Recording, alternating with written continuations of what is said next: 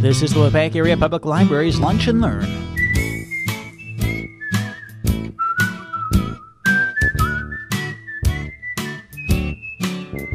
My mom left in '52. My dad tried valiantly to keep us together, but he had to work. And in 1954, we received a summons. On July 16th, 1954, Dad was served a summons to appear at the Mauston Courthouse at 2 p.m. on July 21st. I'm sure this was because of concern by well-meaning neighbors, clergy, or school staff. I never knew the source. The charge was neglect. How could they call it neglect? Love isn't neglect. Trying hard as you can isn't neglect. Mom said God would take good care of us because we were good. Well, maybe he is taking care of us. I have to believe that. Dad and the 7 of us walked up the courthouse sidewalk. The sun was shining, but it felt like a black cloud was hanging over us. I was remembering happier times when we lived in Mauston, and Mom and Dad would bring us here to visit Santa Claus and get a bag of candy. What happens when a parent is charged with neglect? Maybe Dad and I'll just get a talking to, telling us we have to come up with a new plan. Maybe Dad will have to find a live-in housekeeper, even though he tried that once or twice since Mom left. We walked into the courtroom. Our footsteps sounded loud, but not as loud as I imagined my heartbeat to be. My sisters and brother looked frightened. My dad worried. I just wanted to be back in Camp Douglas at the swimming hole, anywhere beside the courtroom. A woman approached and talked with my dad for a few minutes. She wore a tailored suit, but I noticed her blouse had lacy detail. And she appeared to be caring as she stooped down to my little sister's level to speak with them. I could tell she liked us. She told us she was a social worker. We were seated on a long wooden bench. As I sat nervously waiting, my fingers were aware of ridges, like a washboard along the armrest. I touched them, I counted them. I hoped I wouldn't touch someone's gum. My thoughts were interrupted by footsteps, very determined footsteps. It was the judge in his black robe entering the courtroom. He walked confidently, sat down without much expression on his face, just staring down at the social worker and us. He addressed my dad about the neglect charges, but then there was the unexpected. I heard the judge say it was in our best interest to be placed at St. Michael's Orphanage in La Crosse, Wisconsin, until foster home placement could be arranged. But we're not orphans. We have a father. What about giving us a chance? I heard Miss Jellin, the social worker, asking the judge if after the initial time at the orphanage, she could place all of us in foster homes within La Crosse. The judge answered in a I know-it-all voice. That'll never happen. You're going to have to find homes no matter where they are in the state. Miss Jellin persisted. But Your Honor, I would like permission to try. My first impression is this family is very close. The judge nodded without enthusiasm, but I wondered if all judges were as cold as he appeared. I have no recall how we got to the orphanage that day. My brother recalls there were 2 cars driven by orphanage staff, which means all of this had to have been decided before we ever got to court. I do know we didn't have a chance to say goodbye to our friends. We stopped at the house to gather up a few things. I took my photo album, my camera, which was my eyes and recorder of history, a pair of earrings and bracelet, which had been my mom's. Freddie asked the social worker about Pepper, our dog, and Inky, our cat. When Freddie heard her say we'd have to leave the pets behind, he bolted for the nearby woods screaming, "If they can't come, I'm not going either." A miracle happened when they told him he could bring them along. Dad seemed a broken man as we tearfully said our goodbyes. He lost his wife, our mother, and now us in a way. My fear was his drinking would increase. I'd never been to La Crosse, which was about an hour away from Camp Douglas. The long driveway on the orphanage property was lined by mature trees and ended with a circular drive. What I could see of the grounds looked beautiful. We would find out later during our orientation that a tributary of the Mississippi River flowed behind the orphanage, a place where we could swim and canoe if desired. When I got out of the car, the massive 3-story stone building loomed before me. Miss Jellin led us up the entrance stairs, through large wooden doors, into the place that was to be home. As the head nun greeted us, I wondered how many other children she had welcomed to this place. In my mind, I knew this was probably for the best, but I was not prepared for the division of my family. After a brief orientation, the supervising nuns of each group came to take us to our respective living quarters. Patty, Rita, and Barbara were assigned to the babies section, Susan to the young girls, Fred to the boys' wing, and Mary and I to the older girls' area. Patty, Rita, and Barbara clung to me. "We want to stay by you, Rosie." "It'll be okay. I'll come and see you as soon as I can." The social worker placed her hand on my shoulder and gave it a gentle squeeze. The nun assigned to the Fidelity girls, the group I was in, stood tall and erect with authority. She led me to the community closet, instructed me to pick out some clothing. As I moved clothes on hangers this way and that way, looking for something I might like, I heard, "You're taking too long. Don't be so choosy." One day I was making decisions with my dad. Now I sensed someone will be making decisions for me. Freedom was slipping away and I didn't like it. She added, "I'll be giving you name labels to sew into your clothes." I held back tears as best I could. I didn't sleep much that first night. Questions were pelting my brain like a hailstorm. How are my brother and sisters doing? If Patty has to go potty, will there be someone to take her? Did Freddie get a chance to say goodnight to Pepper and Inky? Wherever he is, and she is, Pepper will be so confused. We learned the next day that all animals stayed in a barn on the property. How is Dad coping? What about my friends? Will I ever see them again? I shared with my best friend Barbara about the summons, but neither of us suspected this would happen. What will the teachers think when I'm not there in September? I'd already been told at the end of my junior year I would be valedictorian or salutatorian of the senior class. The unknown was scary. I hoped Miss Jellin was right about her plan to find homes in the La Crosse area. I vowed no matter what happened, I would not allow us to lose track of one another. Never, never, never. I closed my eyes, hoping the breathing of my 7 roommates would lull me to sleep. Thank you. So I know some of you have read the book, but any questions? I mean, a couple comments. That bench I talked about in the courtroom. When I went to the courthouse in Boston, because I wanted to see on that if they had a document about that summons, if it went into any detail, and that's all it said was neglect. There was nothing else. But then I asked the woman in the receptionist area there, I go, "You know, is the courtroom still here?"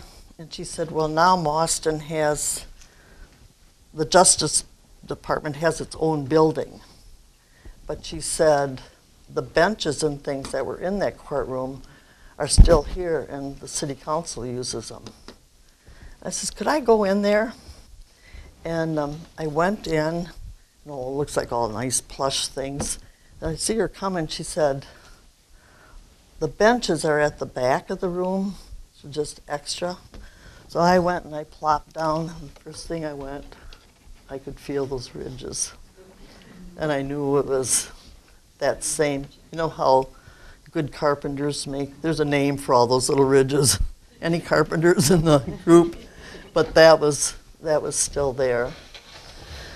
And my vow never to lose track. I never did. I know I kept social services absolutely crazy.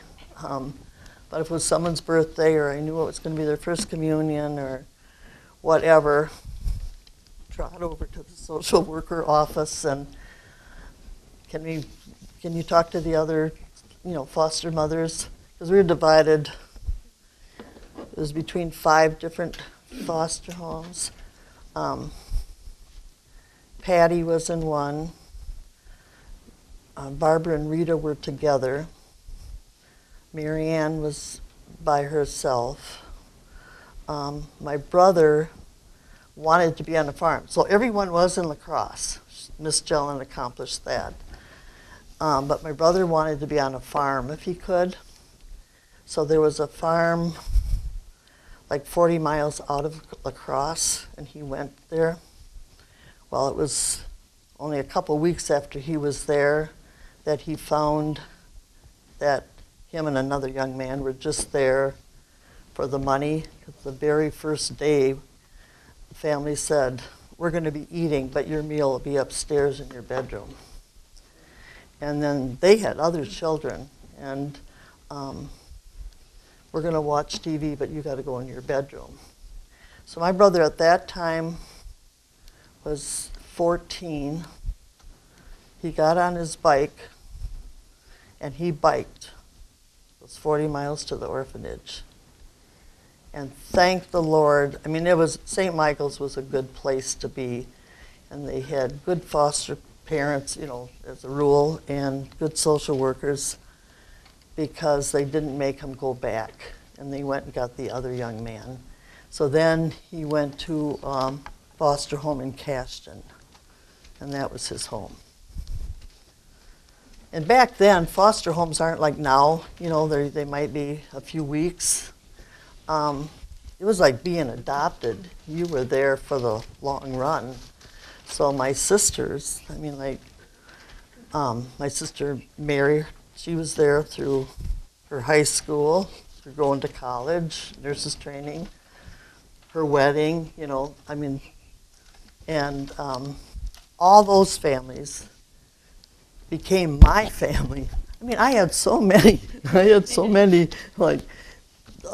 Foster sisters and brothers and mothers and fathers, but there's one foster mother still alive, but I attended all their funerals, their kids' weddings, so that part was good.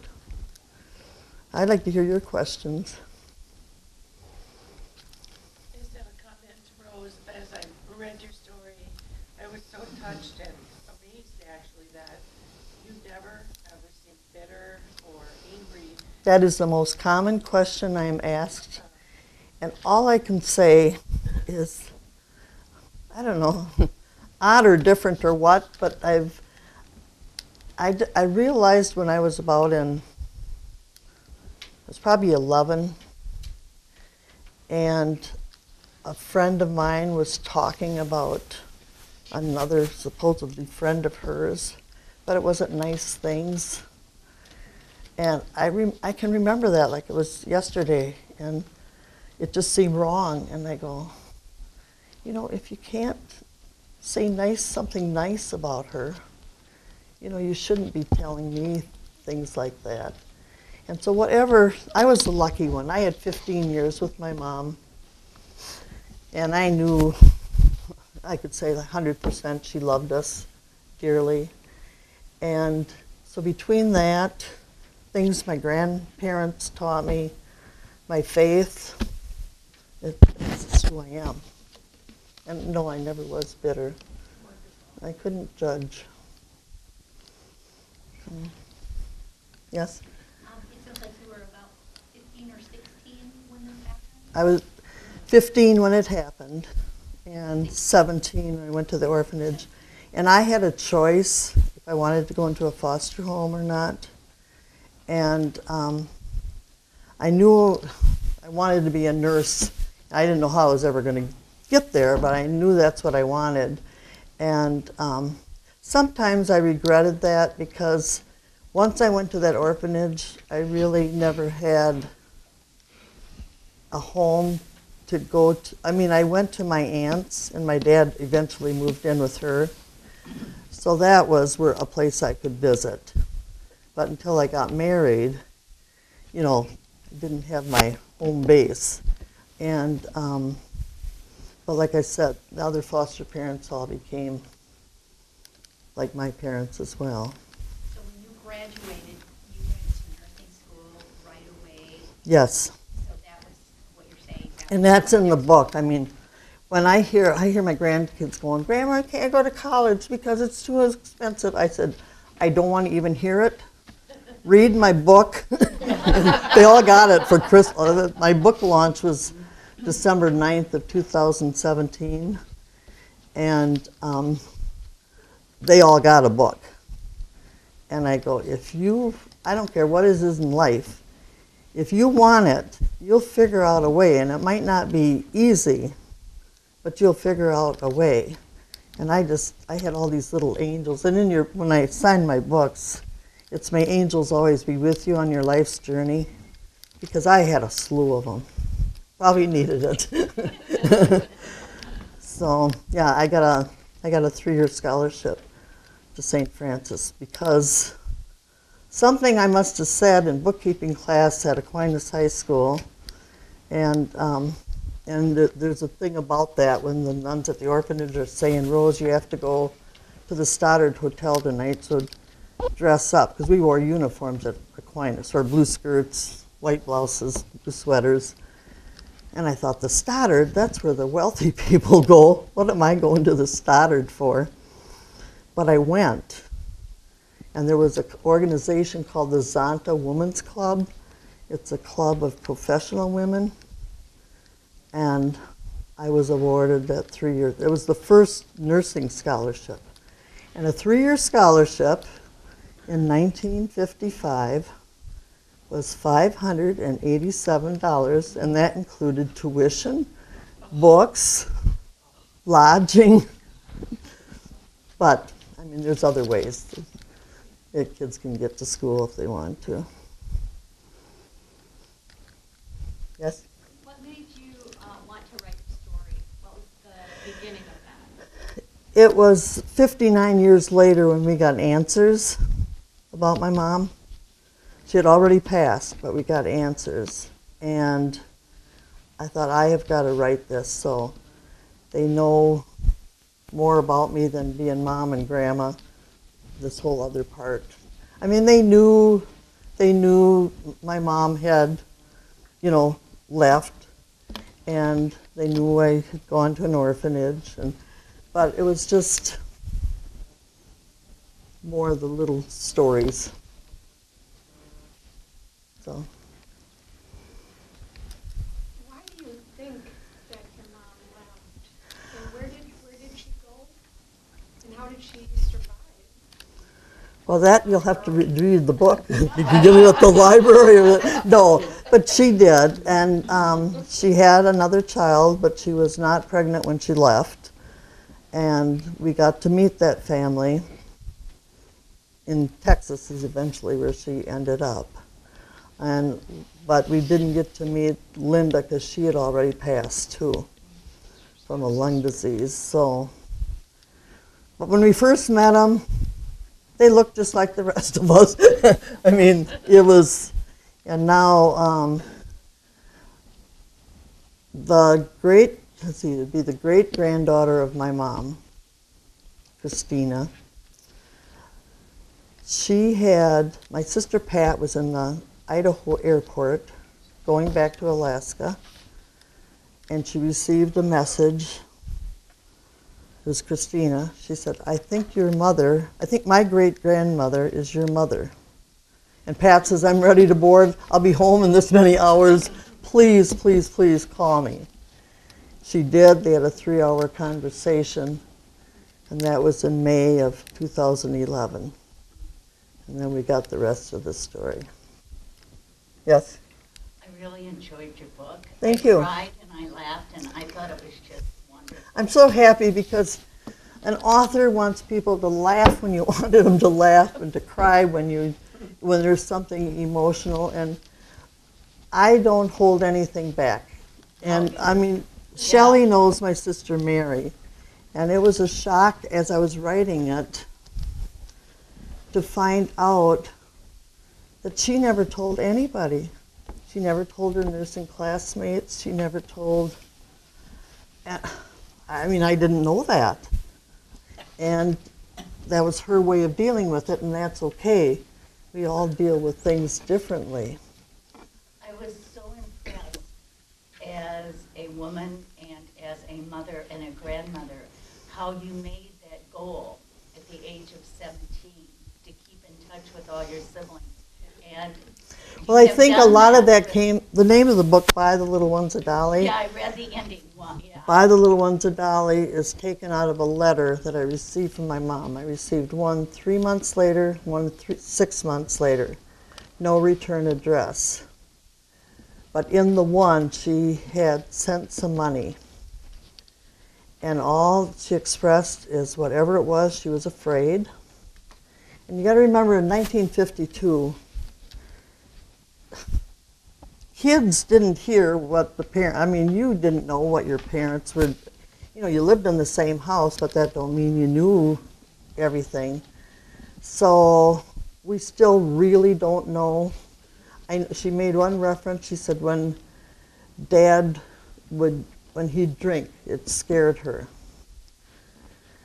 Well, I mean, he held the job and everything, and, you know, usually you didn't drink in your house, you went to a bar, you know, and so I don't know. And there's a little tidbit in there one time when I knew he was really angry at her, that he found something that, or knew something that I would not know until 2011. That's in the book, so. Do you have the earrings and the bracelet? I still do. You wear them? Huh? You wear them? Well, the earring was a little kind of rosette thing, but they're not pierced, you know.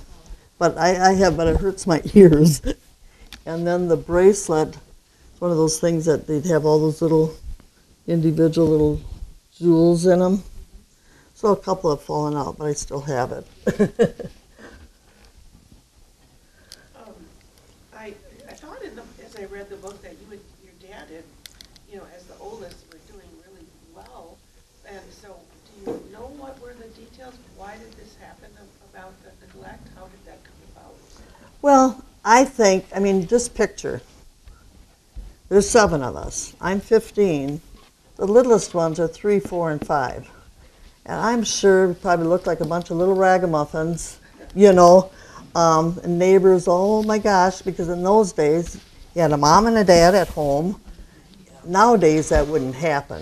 I mean, the father could raise the kids and, you know, but not then. So, we probably put neglect, they had to have some reason to send us, being that we weren't orphans, I'm sure. I think you wrote that you thought maybe a relative had called social services. Well, I said a relative or a well-meaning neighbor or clergy, because I used to go talk to the priest about hard being a teenager, you know, without a mom, and so somebody, and that's what I hoped to find on the summons, but it wasn't on there, unless it's hidden away in the archives somewhere. Yes? Now, I haven't read the book, so what I'm thinking of are the just little things that. Yes, go ahead. Who did laundry? And did you have a washer and a dryer? Did you have to, like, so are you? No, we had That's a lot of laundry. it was a Maytag washer. And I have a whole little tidbit about that because I remember my mother, got to be careful. So, and I saw her arm go through once, and you have to hit that release, you know. And then everything was laundry. And my dad was a painter, so you'd have all these painty, lye smelling kind of things, you know. Did you do it? And Mary, we'd hang it on the line, and And that was a whole experience too, because we lived near the railroad track, so you kind of timed, well, you can't hang laundry between this time and this time or they're going to be full of soot, you know. So, an outdoor toilet. So it was whose turn to empty the throne. I mean, but we were hardy. But my brother and sisters, and one of the sisters, Barbara, was killed, let's see, it'll be 5 years ago in July. She was on her way to volunteer at a food pantry in Minocqua and was rear-ended and pushed into the path of a bus. But we have a bond that you can't even explain. And would we have had that? I don't know. But we do have it. And it's very, very special. You read my mind. I was just thinking that, and recently I heard a judge interviewed who said, with families like yours now, he said a positive thing is I've seen there's a bond created between these children. And I think that love, like that social worker noticing that, and that I got that out of orphanage records. You know, that was in there. So, and back then, you know, families, oh my gosh, my grandparents on my mother's side were Polish. Well, they liked family, you know, and, well, my dad's too. I mean, you had those big summer reunions and gatherings, and so. Is the orphanage still there? No. In fact, we have a nurses' luncheon in La Crosse every other month. So I don't get to all of them, but if the weather's nice, I'll drive to La Crosse for it. So at one of those luncheons, my sister Susan happened to be visiting, so she went with me. And she said, well, after your luncheon, we were going to go see her foster father, Frank, who was in a nursing home. So when we went over there, it seemed to be in the general area of where the orphanage was, so we asked the director, we don't see the orphanage. She said, you're standing on the grounds. It had been taken down, but that was so ironic that here her foster father's in the nursing home on the grounds where we were.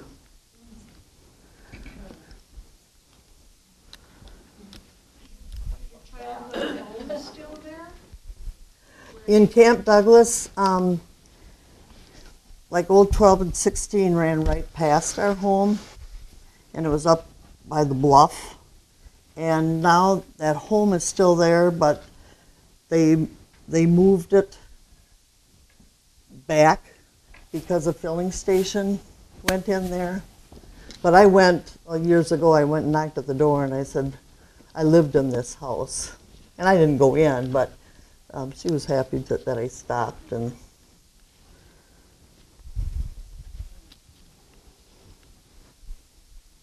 yes? I didn't read the book, but I was curious, what about your relatives didn't want your grandpa and grandma? Well, it was, I mean, people had big families back then, and I think it was hard for them that they couldn't. And I know a friend of my best friend, she wanted to take just me. And I'm going, no, I mean, it's got to be all 7 of us, or, you know. So I think that was the reasoning for that. But they visit, you know, they would visit. And when I had my capping at St. Francis, most of my mother's family lived in Chicago, but they were all there for my capping, and always kept in touch with us and made sure we got $1 or so at Christmas time and that kind of thing. And you weren't officially adopted? No. No, so your names stayed the same? Right, and one of the foster parents of Barbara and Rita insisted that they use their last name. And Barbara and Rita said that was so hard. But they'd tell their friends, we're not adopted, we're just foster parents, you know. And why weren't they adopted? Was it, I mean, if you kept Well, the first of all, my foster dad didn't, he would have had Dad to, wouldn't relinquish custody, or? no. And, you know, and we saw him, and he came to my graduation from Aquinas, and, you know, that kind of thing, and visited when he could, and But the laws, if he was charged with neglect, and if your mother had returned, she would have been put in jail. There were no laws at that time that said after a certain amount of time, if you weren't supporting your children, you gave up your right? he or- had to pay support even when we were at the orphanage. So, but back then, my sister Mary and I went in the 80s.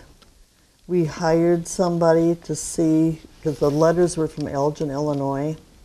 So that's where we started to see if there was anything. And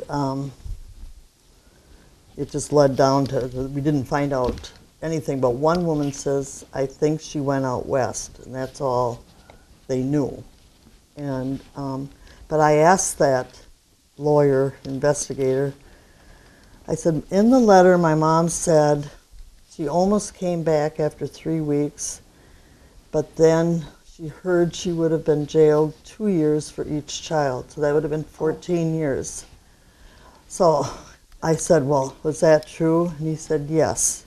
In 1952, that was abandonment. However, if the father abandoned, the same law did not apply. Yeah. And there were a lot of fathers during Depression that, you know, yeah, so he confirmed that. After how long would she have to have been gone? Come back and it would be abandonment?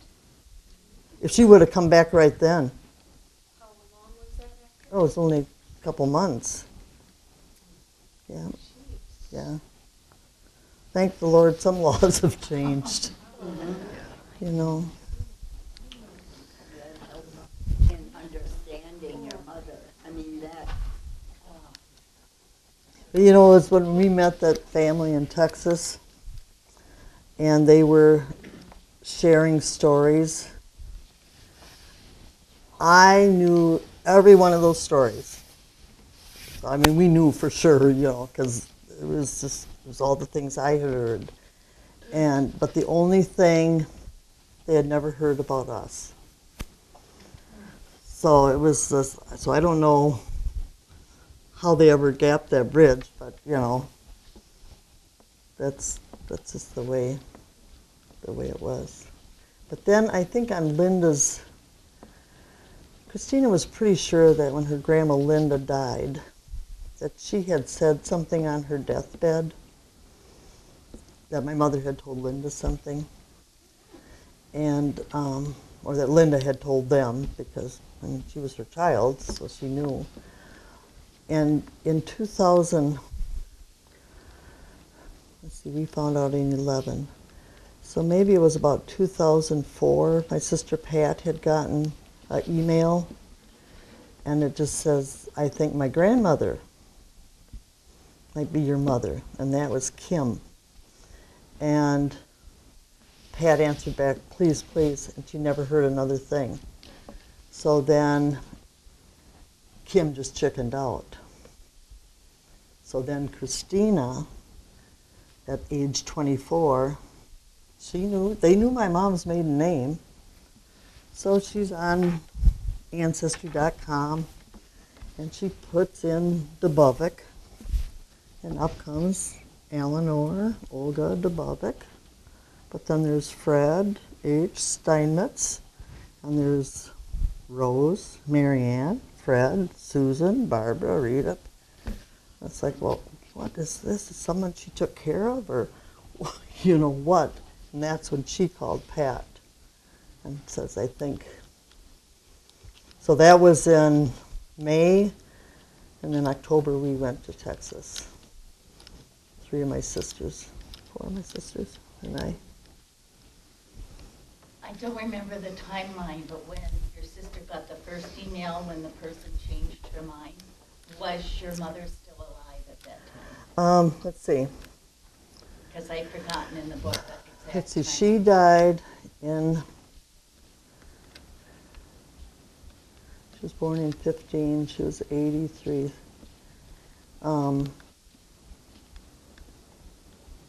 She died in 98. But Linda would have still been So you would have been alive. there, Yeah, we would have met her. Then Linda died a couple of years later. Yeah. So.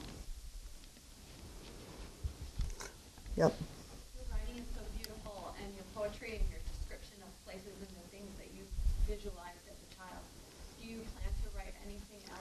Well, because I've been so humbled this year by letters that I've received and emails and texts about how I've touched people with sharing, and I had an instance at the Mauston Library where I'm reading this, and I noticed a woman. I saw tears, and I've seen tears in others, but she just seemed so shaken, and I went afterwards and just told her I recognized that.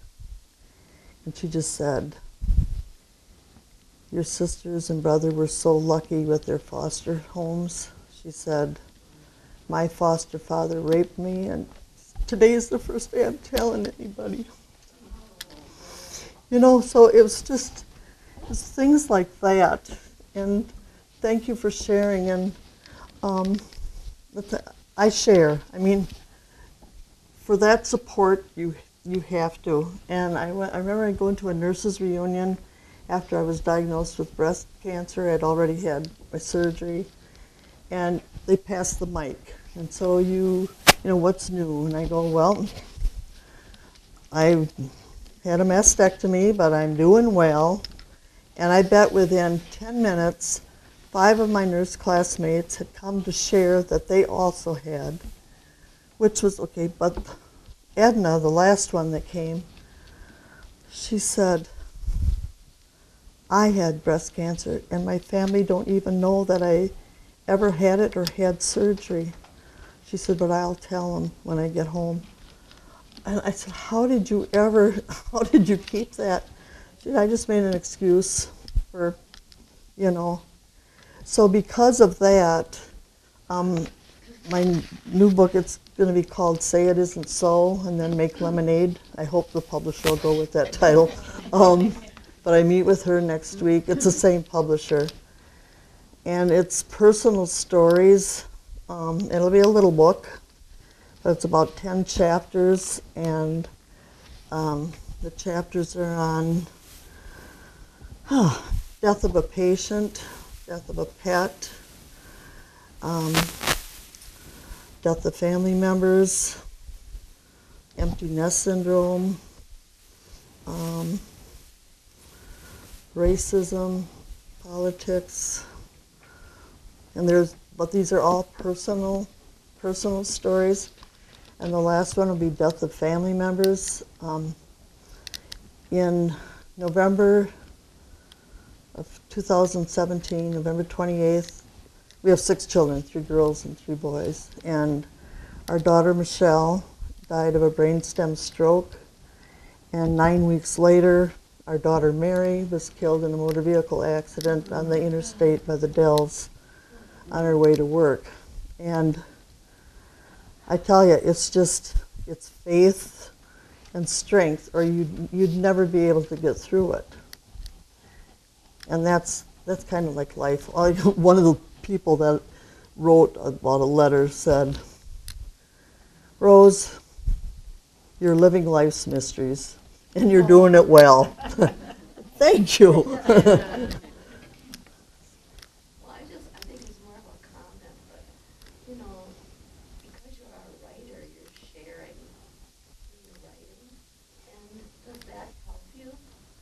Oh, when I wrote that book, oh my gosh, I'd be writing along, and I kind of knew the order, but then I'd get to a chapter, like the whole thing of going to the orphanage,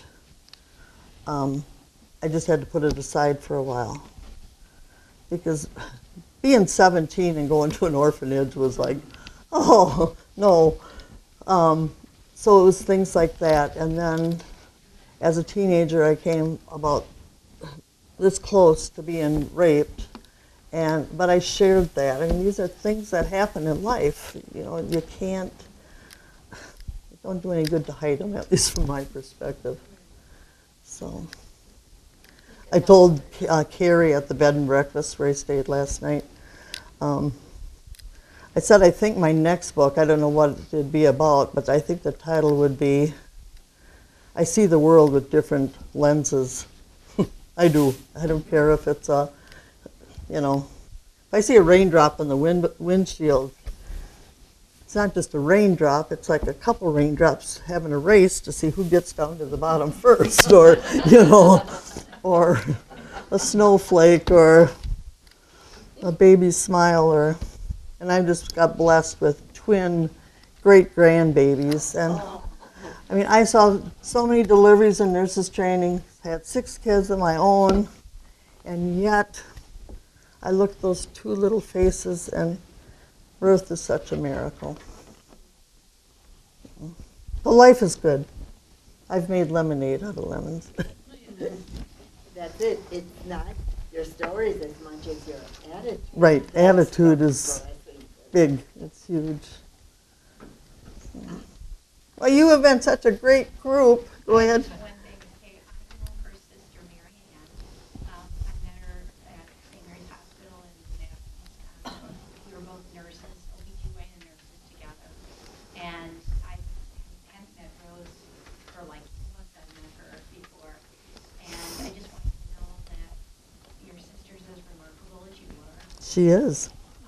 She was, you know, there's gold standard nursing. She was a gold standard nurse. Yes. And she mentioned a couple of times, she mentioned she had a stepmother or step-parent. Mm-hmm. And I'm not the kind of person to ask personal questions unless people kind of divulge a little bit. Didn't know for years until she just told Well, her me. best friend, Carol Bott in La Crosse, just found out. And they were best friends. And what Mary asked her, said, Carol, you know, did you ever wonder about anything, you know? And she says, well, if I did, I didn't think you'd tell me. So she must have got a vibe somehow. Mary Ann told me that, and I call her Mary Ann. Yeah. She told me, she said, I'm glad you never did. She said, you read me right. And I asked her, do you even want me to go see this book? She told me that. And because I wouldn't have gone if she Mm-hmm. and she said, yes, I do. Oh, she has, because there was an incident when I spent 3 months with her when she really severely fractured her ankle.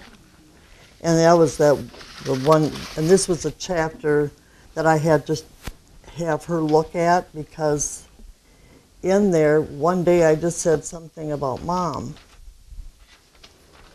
And she says, please don't say that name in my house. I about fell off the couch. And so when I was sharing it, Mary was saying, well, I don't think I said that. And I said, I'll never, ever forget it, because it took me like 2 days to go and say, we got to talk about this. And that's when she shared that she could never share, and that she'd have anxiety attacks even thinking about it. And I call that chapter a moment in time, because we all grieve differently, and there's no right way, there's no wrong way, there's no length of time. We all have to do what we need to do. And for me, it was to share. And for her, it wasn't. But she has, I mean, when she asked me if she could take books to their nurses' reunion, it was like, yes, she's ready to share. And she went to a book event with me at the Colby Library. And I didn't know how that would go, you know, with the questions, but it was good, yeah. And the little ones, like Patty had no memories. There's a chapter about one day when she said she was staying with me, and she asked me, to tell her everything I could think of. And it's because of Patty and all her stuff that she put on Ancestry.com that I owe it to her anyway, that Christina contacted her. You know, and my brother and I, Fred, we're like 4 years apart. Mary and I are 3 years apart. My brother and I are 4 years apart. But we have the best recall. Like, I said something to Mary, she called Fred, she says, Rose said this. And Fred says, yeah. And it's like, you know, Fred will always say, did she live in the same house with us? You know, so we're all different. And in the front of my book, I have just a little note to clarify all that.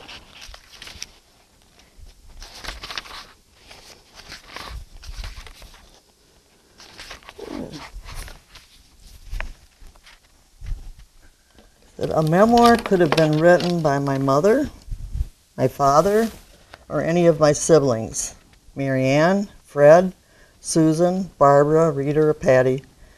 Each story would be different. This is my story, my memories, my assumptions, and my feelings.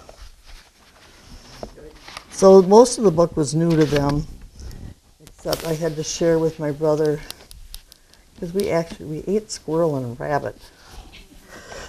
Rabbit was okay, but I did not care for squirrel. But my brother had to teach me one day how to skin a squirrel, so I'm trying to think, and so I had to, he says, yeah, you got that pretty good, sis. You know, so, and then the one with Mary, the 3 months I was there, and then Patty to make sure when she got the phone call that what they said, all that was, because I write this like a novel with narrative, and like I learned at the writers' conference, when you write, pretend there's a camera in the room looking down, and what do you see? You know, it just puts you then into the story. So. Rose, can you tell us about the things that you brought with you today? Yes, the middle picture is a picture of my mom as we last knew her. And it's so nice because now I have pictures of what she looked like older. And she still had a beautiful head of hair, but snow white. And then the first picture is our first Christmas at the orphanage. And then the other one, this was, my brother's Fred Shirley said to him one day, when is the last time that all 7 of you have had Thanksgiving together? Well, over the years, I've been to Mary Ann's house for Thanksgiving, or I've been to Susan's and Pat, or there might be 3 of us.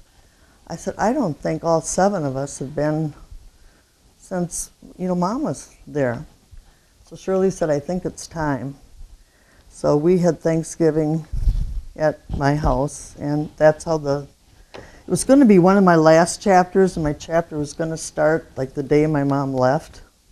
And then when it was critiqued at the writers' conference, this Lori, she read that chapter. She says, you've got to put this first. And then, you know, so that's why it's number 1. And I'm so glad we have that picture, because it was that next year, I think, that Barbara was killed. Yeah. Well,